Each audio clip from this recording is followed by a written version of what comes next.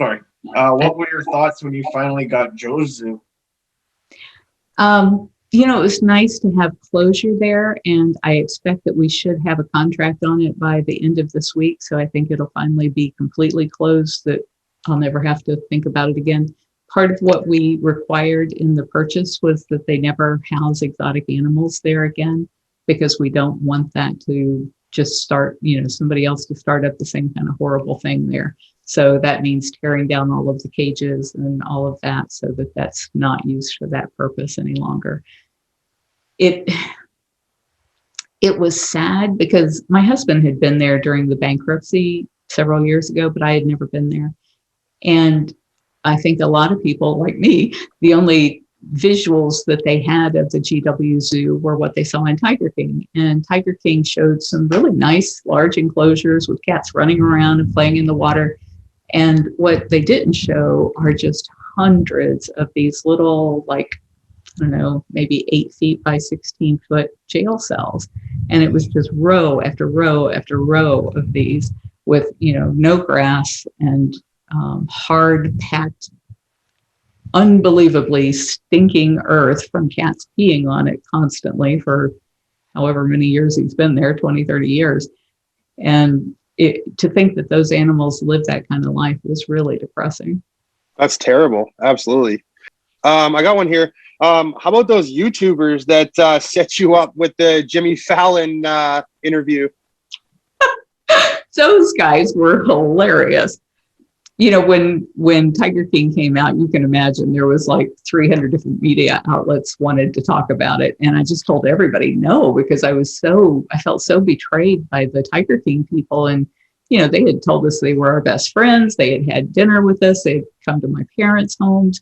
We felt like they were trustworthy people. And so I felt like, well, there's just nobody out there that I can trust. So I wouldn't talk to anybody.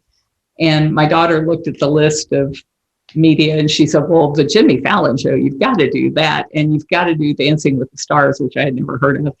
And so I agreed to do the Jimmy Fallon thing. And I thought it was a little weird because of the way the setup was. And if you saw the video, you know what I'm talking about.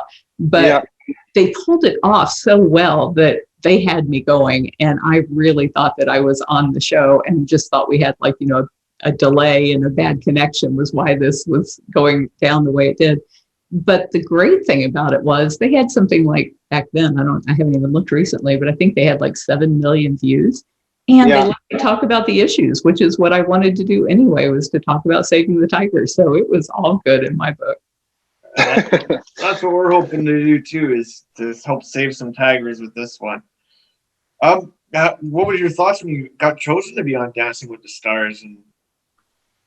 Well, when I first got the email, it was from the co-producer, Dina Katz.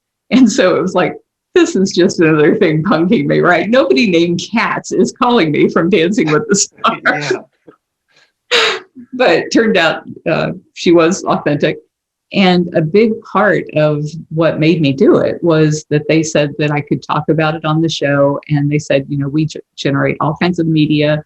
I had no idea how much media. Oh my gosh, every time I got out of my car, either at the apartment that they got for me or at the dance studio or at the lot, there was just mobs of paparazzi.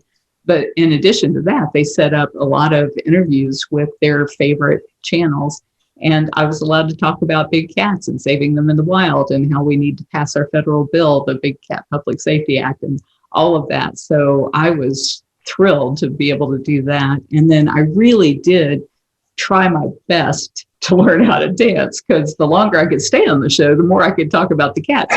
But they just could not teach this old cat to dance. And so I cannot blame them at all for scratching me by the third show. I'd be with you. I can't dance either. Well, I like to think I can. I think I have like one dance move, and that's about it. He cannot dance. I've seen him in the bar, and this guy is trying to dance. He's like he's a big, tall guy and he's trying to dance in there, and he's like watching a bear. Can you tell us about your podcast? Because you have your own podcast as well. We have 3 YouTube channels. We've got our main YouTube channel, which is mostly big cats. And that's where most of our people are. I think, I forget how many, something like 600 million views or something there. And I have a wonderful videographer who puts out a new video every week. And then we have a videographer who puts out a immersive video. So like when you put a headset on and you're like in the environment with the cat, she puts out one of those each week. And then we have a secondary channel called The Daily Big Cat. And that's where I do my recap of what happens at the sanctuary. And if we go live walking around the sanctuary, which we do almost every day, those things go there. And then I have my own personal channel. And a couple months before Tiger King came out, so many people had been saying, you know, we want to tell your story. We want to know your whole life story. And so what I did was I've written a diary since I was a child. And so I went back and started recording those and releasing them one a day. And so That's cool. Yeah. So it's been interesting to read it because, you know, I write all this stuff and then I haven't read it in like 40 years. And so some of it's been truly embarrassing. But I felt like it was important, even the things that were just ghastly embarrassing, to be honest and forthright. And people can make up their own minds about what kind of person I am if they have all of the information. And that's all of the information that's available because I wrote volumes. I mean, it would be like, if you were to print that, it would be like probably a book that big. Yeah, Holy. like Mike's autograph binder. Yeah, exactly. I collect memorabilia. I like autograph photos of people. That's why my whole wall is. Oh my gosh. Yeah. Wow. So one thing you were saying there, the virtual reality, they have that, right? This virtual reality headset that they wear, and they can be inside your sanctuary and they can eat, right? Yeah. Yeah, you just put it right on. Wow.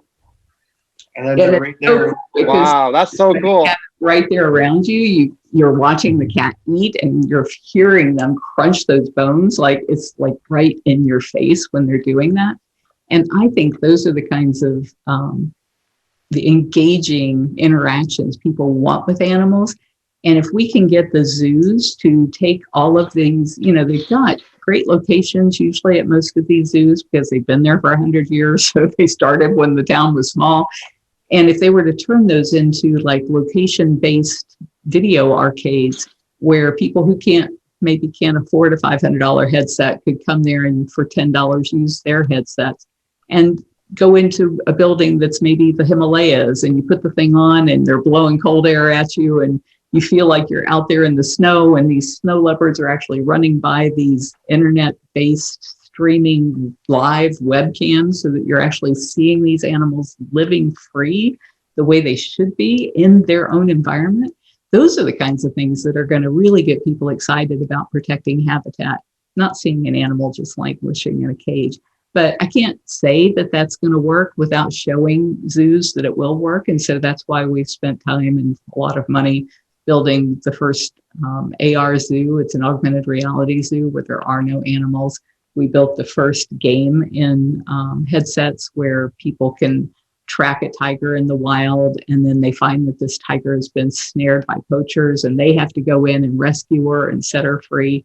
And at the end, they're actually led back to the ranger station where they make a call to Congress to support our federal bill. So that's the first time it's ever been done with a tiger, and we're looking for more of those types of things we can build, like Jaguar Jungle, or there's so many cats in so many places. You can do so many variations on that. That'd be so cool. With NFTs, I just started getting interested in those and with cryptocurrency. And so I'm working with Proton. They're going to be coming out with some cards for the cats. I actually sold my first NFT. And so these are digital ways that people can enjoy the animals and support the animals. And I think we always need to be doing everything we can to get people engaged in saving our planet before we completely destroy it. I agree. How's your new show coming along, exposing animal abuse? They have been messing around with that contract for months, but they keep telling me that they're really close. And they said that they expect to start filming on the 19th. Okay.